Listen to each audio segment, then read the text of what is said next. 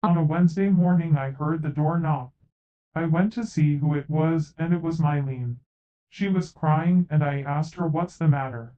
She told me her abusive father was in town, which shocked me. I said, okay, you come to my work with me, and I'll keep you away from him.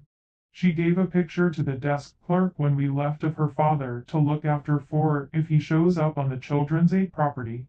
So at work, Mylene started to calm down when she started playing bowling for an hour, and it was making me happy that she was calming down and having fun playing bowling. My co-worker gave her something to eat after, and I said I'll pay for her. My co-worker said that I was such a gentleman for her. Then when school was over for the younger kids, I got a phone call from Chloe crying. I said, Chloe, what's wrong? And she said there's a weird man at the door yelling and screaming and frightening her and the rest of the kids.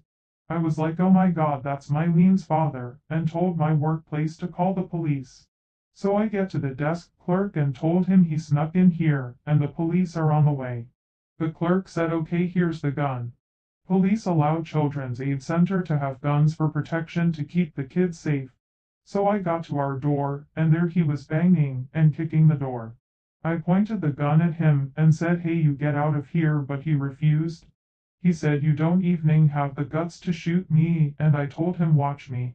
Then he said, you believe Mylene when she's a manipulative liar. When I was just trying to discipline her, he scram out.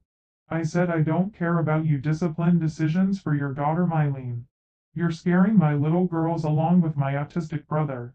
You're not going in there and taking it out on them, cause if you do I will shoot you. He kept ignoring me, and when he finally bust down the door, I shot him in the leg. He fell down and screamed in agony, and the police finally arrived and got him out of the property.